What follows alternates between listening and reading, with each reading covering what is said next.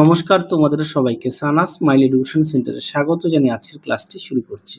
আজকে তোমাদের সঙ্গে আলোচনা করব তোমরা যারা সপ্তম শ্রেণীর দ্বিতীয় পর্যায়ক্রমিক মূল্যায়ন পরীক্ষা দেবে তোমাদের জন্য রায় ও মার্টিন প্রশ্নবিচিত্র থেকে আজকে সমাধান করব সপ্তম শ্রেণীর ইতিহাস বিষয় মডেল নাম্বার 3 অর্থাৎ 3 নম্বর স্কুলের যে সমস্ত ছোট ও বড় প্রশ্নগুলি আছে তার সমস্ত প্রশ্নের উত্তরের সমাধান করে দেখাবো। চলো দেরি না করে মূল বিষয়ে যাওয়া যাক। দেখো প্রথমে একে আছে মোহাম্মদ ঘুরি মারা গেলে তার বিজিত অঞ্চলগুলি ভাগ হয়ে যায় চারজন অনুচরণের মধ্যে। Option C. তৃতীয় দেখো কৃষ্ণদেব রায় রচিত গ্রন্থটির লেখা উত্তরটা লিখবে তেলেগু ভাষায়। Option C. তিনে দেখো নিজামুদ্দিন আউলিয়া ছিলেন একজন সুফি সাধক। Option D.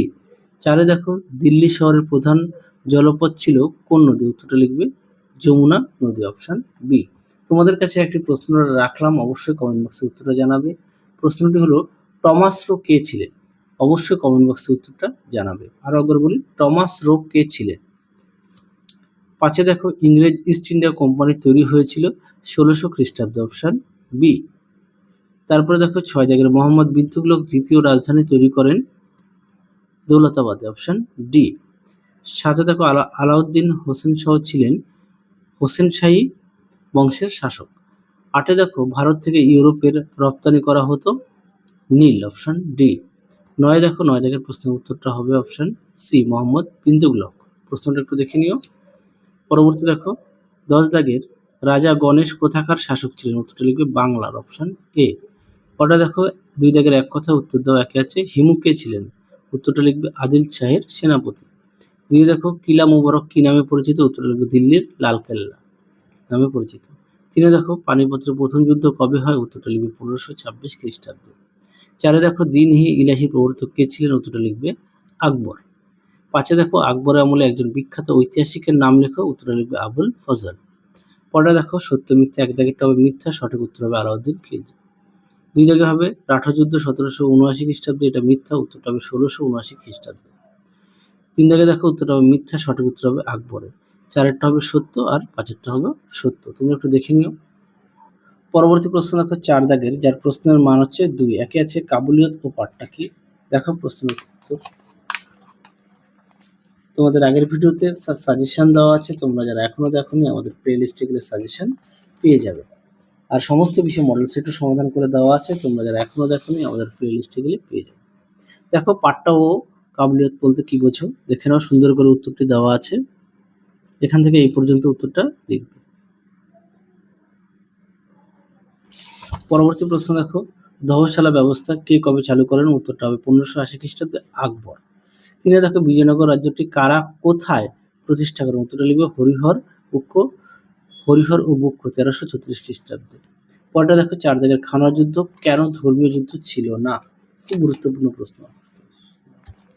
দেখো প্রশ্নের উত্তরটি সুন্দর করে দেওয়া আছে, তোমরা অবশ্যই পড়ে নিয়ে লিখবে।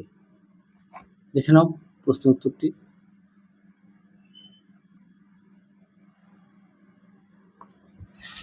পরবর্তী দেখো 5 দাগে সিজদা ও পাইবাস কি? দেখো প্রশ্নের উত্তর।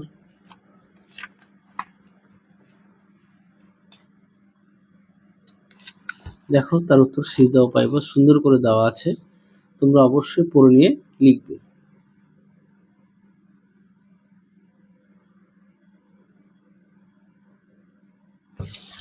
পরবর্তী প্রশ্ন দেখো 12 ভূঁইয়া কাদের বলে? দেখো প্রশ্নের উত্তর।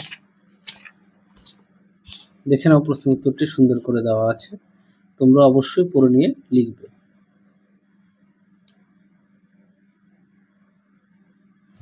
পরবর্তী দেখো মধ্যযুগে দিল্লির ভৌগোলিক অবস্থান লেখো। এই প্রশ্নের উত্তরটি পাঠ্য বইতে 91 পেজে পেয়ে যাবে। যেহেতু প্রত্যেকের কাছে পাঠ্য বই আছে, তোমরা পাঠ্য বই থেকে দেখো ভৌগোলিক অবস্থান, তোমরা এখান থেকে এই অবধি লিখবে উত্তরটি। পাঠ্য বইয়ের পেজ নাম্বার 91। পরবর্তী দেখো 5 দাগের, যার প্রশ্নের মান 3। একে আছে ইউরোপীয় কোম্পানির কুঠিগুলি কেমন ছিল? দেখো প্রশ্নের উত্তর।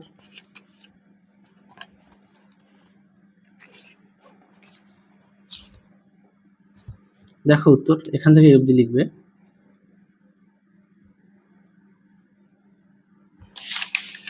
আরেকটু আছে আমি ভুল বললাম তখন, আরেকটু আছে। হ্যাঁ, এই পর্যন্ত উত্তরটা লিখবে। আরো একবার বলি, আমার বইটা হচ্ছে নতুন সালের। তোমাদের কাছে যাদের পুরনো সালের বই আছে তাদের সঙ্গে হয়তো পৃষ্ঠা নাম্বার মিলবে না, হয়তো ২-১ পেজ আগে পরে উত্তরগুলো থাকতে পারে, কিন্তু বইয়ের বাইরে নেই, বইয়ের মধ্যেই আছে। ২-১টা পৃষ্ঠার হয়তো আগে পরে থাকতে পারে। পরবর্তী প্রশ্ন দেখো, সুলতান রাজিয়ার কৃতিত্ব আলোচনা করো।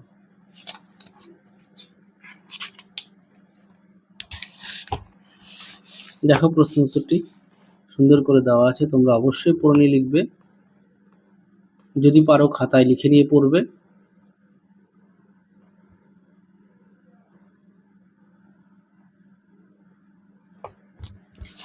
পরবর্তী প্রশ্ন দেখো, দাগ ও হুলিয়া কি? দেখো প্রশ্ন উত্তর,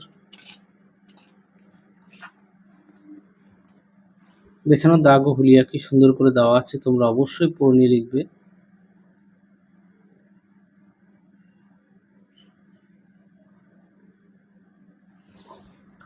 পরবর্তী দেখো ৪ দাগের, সম্রাট আকবরের নবরত্ন সভার নবরত্নের নাম লেখো।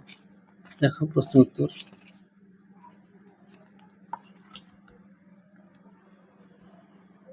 দেখে নাও, সুন্দর করে দেওয়া আছে।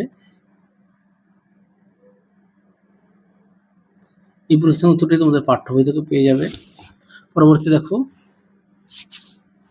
পরবর্তী প্রশ্ন আছে ৪ দাগের, দিল্লির জলের অভাব দূর করতে শাসকরা কি কি পদক্ষেপ নিয়েছিল? দেখো প্রশ্ন উত্তর, দেখো প্রশ্নের উত্তরটি সুন্দর করে দেওয়া আছে, তোমরা অবশ্যই পড়ে নিয়ে লিখবে, এখান থেকে এই অবধি লিখবে।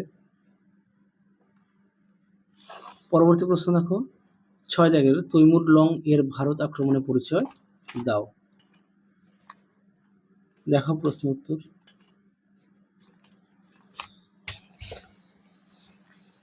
দেখে নাও উত্তরটি, তোমরা এখান থেকে লিখবে, ঠিক এই পর্যন্ত লিখবে। পরবর্তী দেখো কি আছে ৬ দাগের, ৮-১০টি বাক্যে উত্তর দাও। একে আছে হাফসি কারা। দেখো প্রশ্ন উত্তর,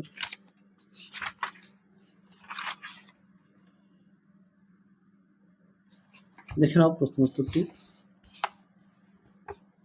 এখান থেকে এই পর্যন্ত লিখবে।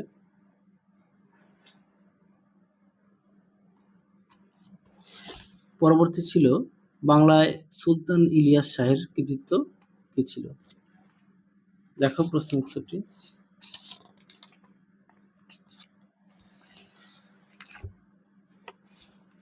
দেখো বাংলা সুলতান ইলিয়াস শাহের কৃতিত্ব সুন্দর করে দেওয়া আছে, তোমরা অবশ্যই পড়ে নিয়ে লিখবে, দেখে নাও।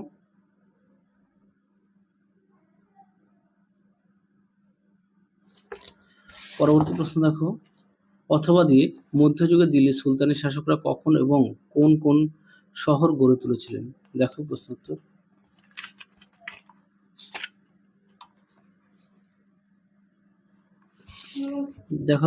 দেখে নাও প্রশ্নের উত্তরটি সুন্দর করে দেওয়া আছে, উত্তরের বাকি অংশটুকু দেখো, দেখে নাও।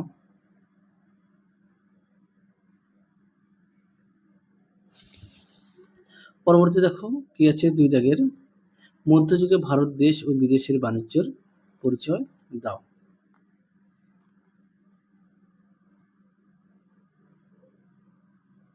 আচ্ছা, এই প্রশ্নটা আর এই প্রশ্নটা আমি তোমাদের পরবর্তী সময় দেখিয়ে দেবো। হ্যাঁ, পরটা দেখো, মোহাম্মদ বিন তুগলক পরিকল্পনাগুলি আলোচনা করো। দেখো এই প্রশ্ন উত্তরটি,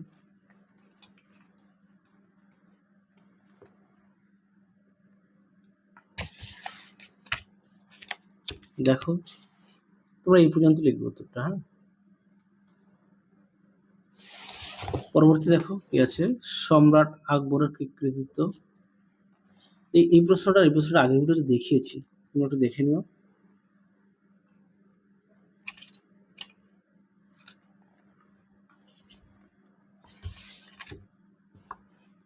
দেখো প্রশ্ন উত্তরটি সুন্দর করে দেওয়া আছে, তোমরা অবশ্যই পড়ে নিয়ে লিখবে, দেখে নাও।